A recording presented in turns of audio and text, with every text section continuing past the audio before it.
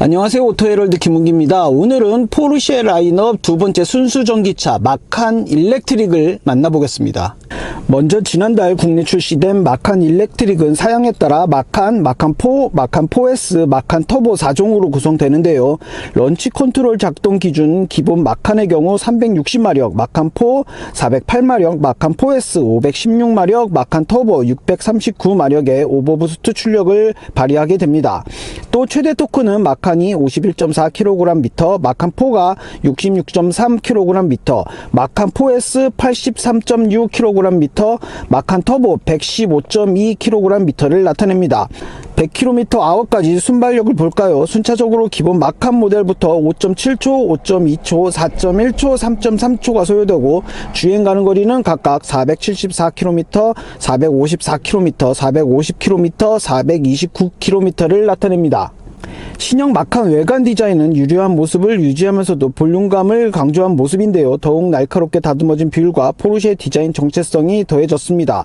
차체 크기의 경우 전장 4784mm, 전폭 1938mm, 전고 1623mm의 다이내믹한 비율을 바탕으로 이전 모델보다 86mm 늘어난 휠베이스는 짧은 앞뒤 오버행과 조화를 이뤘습니다. 여기에 헤드램프는 두 부분으로 나눠지고 4포인트 주간 주행 등을 내장형으로 적용해 차체 너비를 강조하는 상부의 평면 라이트가 또 한 부분을 구성합니다. 옵션으로 선택되는 매트릭스 LED 기술을 탑재한 메인 헤드라이트 모듈의 경우 나머지 한 부분으로서 살짝 낮은 위치에 자리하는 모습도 눈에 띕니다. 이 밖에도 외관에서 포르쉐 특유의 플라이 라인은 평평한 리어 윈도우와 일체형 유닛을 형성하는데요. 이는 독특한 측면 블레이드를 갖춘 프레임리스 도어와 결합해 날렵하면서도 스포티한 느낌을 전달합니다. 또 두드러진 숄더 라인은 차체 후면부까지 긴장감을 이어가고 포르쉐 로고는 3D 라이트 스트립 중앙에 자리했습니다. 신형 마칸 실내 센터 콘솔 디자인은 퍼포먼스에 초점을 맞춘 낮은 포지션을 한껏 강조하는데요. 또한 넓은 윈도우 면적은 밝고 개방적인 느낌을 전달합니다. 운전석과 도어 스트립에는 일체형 LED 조명이 자리하는데요. LED 라이트 스트립은 앰비언트 라이트 역할은 물론 탑승자와 교감하는 역할을 함께 수행합니다. 예를 들어 상황에 따라 승차를 반기는 웰컴 기능과 충전 과정 표시 또는 운전자 보조 시스템과의 연계 등 각종 정보와 경고 안내를 제공합니다. 마칸 일렉트릭 1열 앞쪽에는 12.6인치 디스플레이와 커브드 인스트루먼트 클러스터, 10.9인치 센터 디스플레이 등 최대 3개의 스크린을 제공하는데요. 여기에 포르쉐 최초로 증강현시 기술을 적용한 헤드업 디스플레이도 포함된 부분이 눈에 띕니다.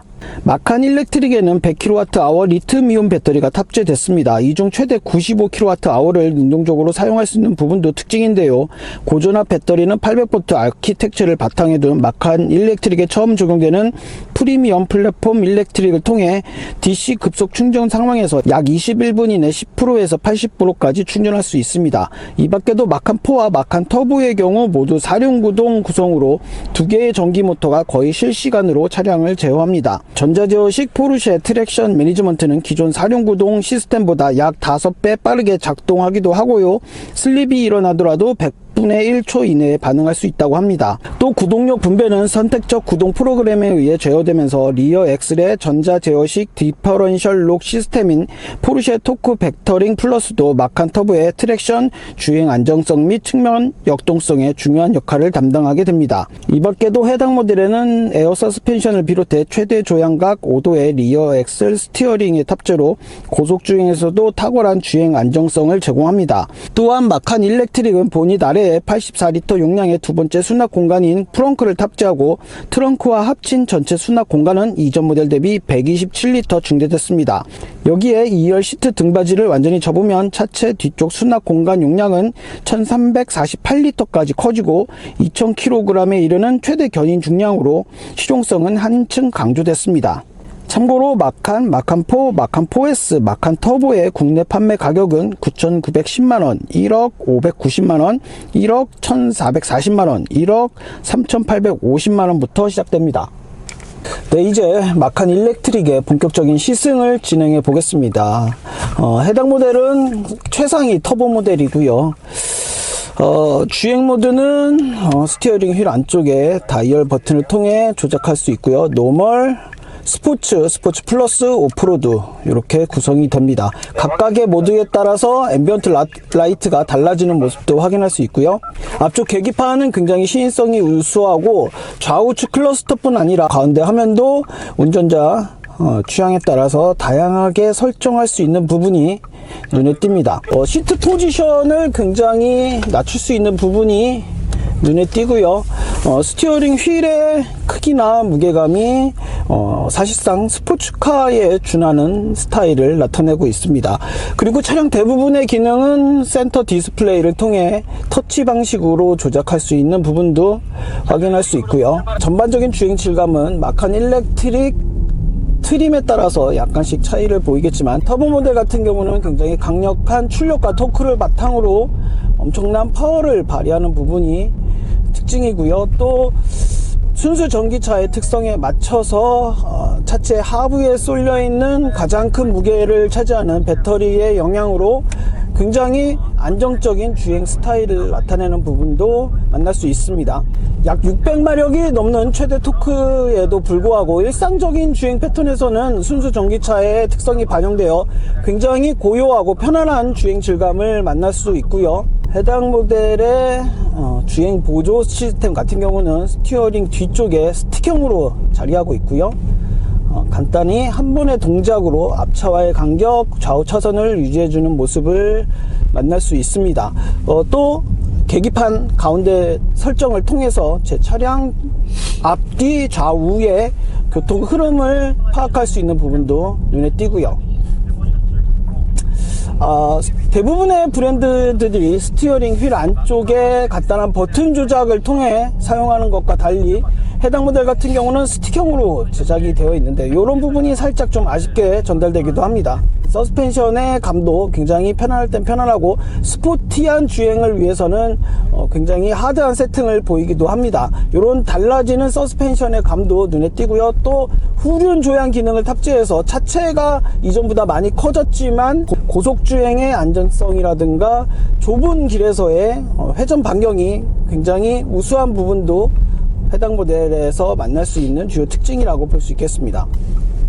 무엇보다 이 가속 페달에 대한 감과 스티어링 휠의 민감도가 눈에 띄는 것 같고요.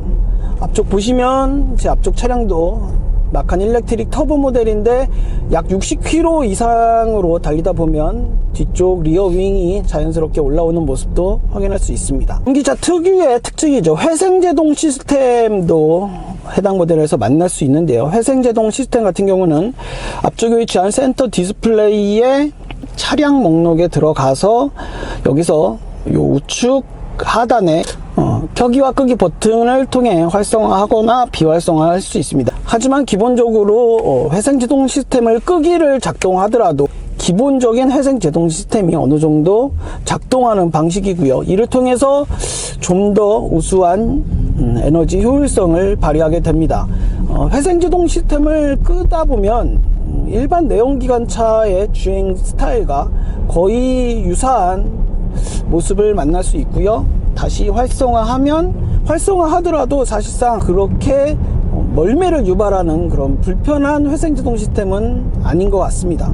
네, 지금 고속 구간에서 가속 페달을 한 3분의 1 정도만 밟고 있어도 이 속도감이 엄청납니다. 또 이런 고속 구간에서도 차량의 안정성을 고스란히 경험할 수 있고요. 내연기관에서 전기차로 바뀌면서 차체 무게가 굉장히 느렸음에도 이런 달리기 성능에서만큼은 그런 무게감을 전혀 느낄 수 없을 만큼 아주 가볍고 안정적으로 달려주는 모습도 확인할 수 있고요.